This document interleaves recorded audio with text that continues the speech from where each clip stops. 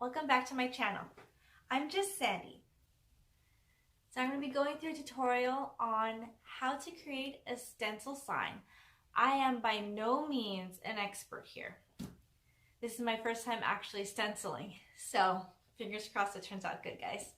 I'm using a board that I have purchased about 2 or 3 years ago, which was supposed to be intended for my daughter's room, but we ended up putting up so much artwork that I ended up not using it. So I'll be walking through the tutorial with you here. If you're interested in crafting content, especially first time beginner trying all these new things, click the like button below and don't forget to subscribe to get notifications to all my upcoming videos. Take it away. I had this arrow just lying around and it was just made of regular pine. I'd gotten it from either Hobby Lobby or Michael's about 2 years ago, just kind of laying there. It was pretty rough. I had to sand it down quite a lot because it was really rough wood. You can still see the grains. I didn't sand it down enough, and I made the mistake of trying to stain it, but because I didn't condition it and sand it down enough, the stain was really blotchy. So I decided to paint it with this multi-purpose satin acrylic paint. And I decided to go for a gray, similar to the classic wash I tried to do, which was a gray classic wash. I think I got pretty close. So I now need to pick my colors, and I'm thinking of some different blues, camels, and mints maybe. And I'm either going to do every letter a different color, or I'm going to do some sort of gradient. So what I did to kind of test out the colors, I just laid down my gray black background on a white sheet of paper, and I'm going to test out different colors, see what they look like. Now some of my more favorite colors are definitely like this Mermaid Parade by Apple Barrel. I like Atlantis. I like this more tealy minty color, the Cabana Stripe. I'm thinking of either using, if I do a gradient, this toasted marshmallow or a white to see how that goes. Maybe doing a gradient from like the mermaid to the white to the Cabana Stripe. I definitely want to have this color involved. Or maybe, well, that's too close. I like that. I like that contrast right there. The other option would be to add the toasted marshmallow, make it less white. So we'll see how both of those look. If I don't do the gradient, I'm thinking of doing 4 colors, and it'd be alternating. It would be the Mermaid Paper Parade, and either the toasted marshmallow, was it toasted marshmallow? Yeah, toasted marshmallow or the warm buff. And I was going to do the Cabana Stripe and maybe the white. All right, shake that puppy up. Lay that color down in this tray here. We'll see how that goes. Okay, so that's the parade. We're definitely using the parade. I'm going to set the colors that I'm not really looking at to the side. And I'm going to set the colors down the way I think I might want them to go if I don't do the gradient.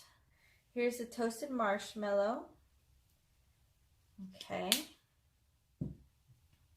The Cabana Stripe. Let's open up this guy. So I've started to do a lot more crafts now that I've had 2 kids. So Theodore's my second. There's the white color. Okay, so we're going to see what these look like on the background.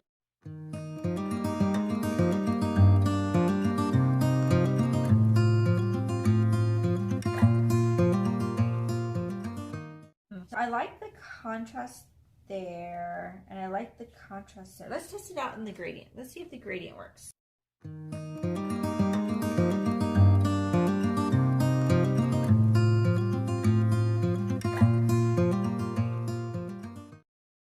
I think I'm going to go with this gradual gradient. So I'm thinking of going from the Mermaid Parade to the Atlantis to the Toasted Marshmallow.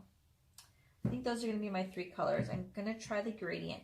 So my next step is going to be cutting out these letters and then spacing them evenly across the center here and taping them down with masking tape. So I'm going to go ahead and get that done, and I'll be back. So I went ahead and I cut all these while I was pumping, and I taped them, and I measured them so that they were about roughly ½ an inch between the edges of the farthest points of each letter.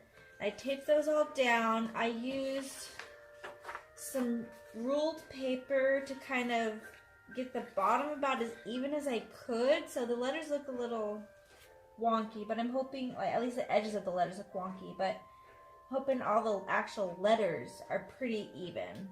Then I taped them all down on the front because I wanted the back to be as flush as possible. So 1.5 inches from the edge of the farthest letter on either side to, you know, just a nice line where the center of the arrow ends.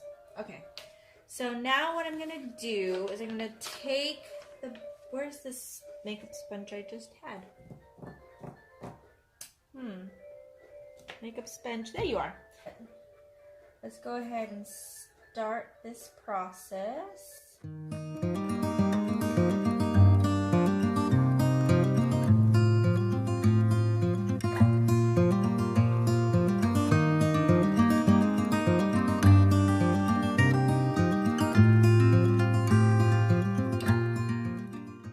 Okay guys, here we go. I'm going to steeple off some of this paint because I've heard less paint is better. And stamp some of that off, and here we go. I'm gonna hold this down as best I can. Let's see. So you just want to dab it straight up and down, straight up and down. And of course, less paint is better because you don't want it to bleed. And I think that's looking really good, guys. We'll see what it looks like when we bring it up, but we want to work fast.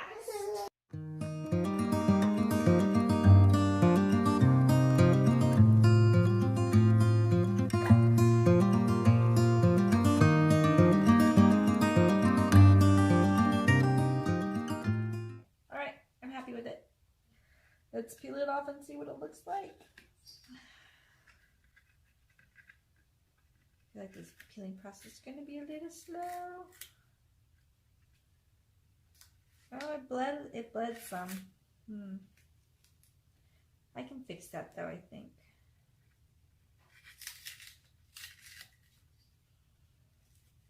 Yeah, it definitely bled. Okay. Well, it's not perfect, but it's not that bad. Just dab it into that just a little bit. Definitely want to paint off that.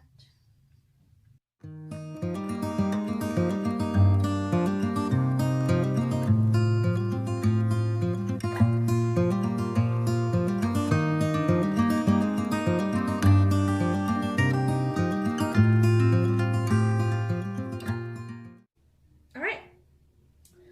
I think I'm gonna let this dry, and then I'll show y'all the finished product.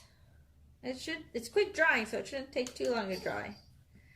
All right, I will get back to you guys. Y'all, we're back. So this is the sign that I ended up finishing up for Theodore. So as you can see, the gradient came out really well. I was able to touch up any of the little mistakes I made. It dried back, you know, you can't even tell I made them because it dried to the same color as the background. So again, I used a timeless gray to paint the actual arrow. And then for the gradient, I used Mermaid Parade, then Cabana Stripe, and followed by, not Warm Buff.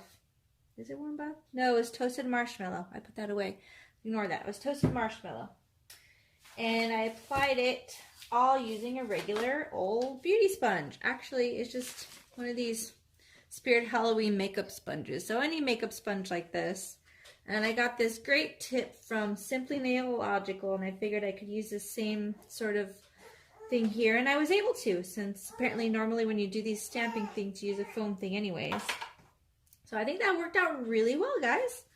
I'm excited to put this on his door. So I'm going to put those adhesive backings here instead of putting a nail to hang this. I'm going to leave this on here. I'm just going to use the adhesive on the back there, and I'm going to put that up. But I think that looks really good. Well, thank you for following me on this tutorial. Hi y'all! So this is what my finished sign looks like. You want to see more content like this, more fun crafts that I do for Theodore and for Mia, even for something just around the house, go ahead and subscribe to my channel.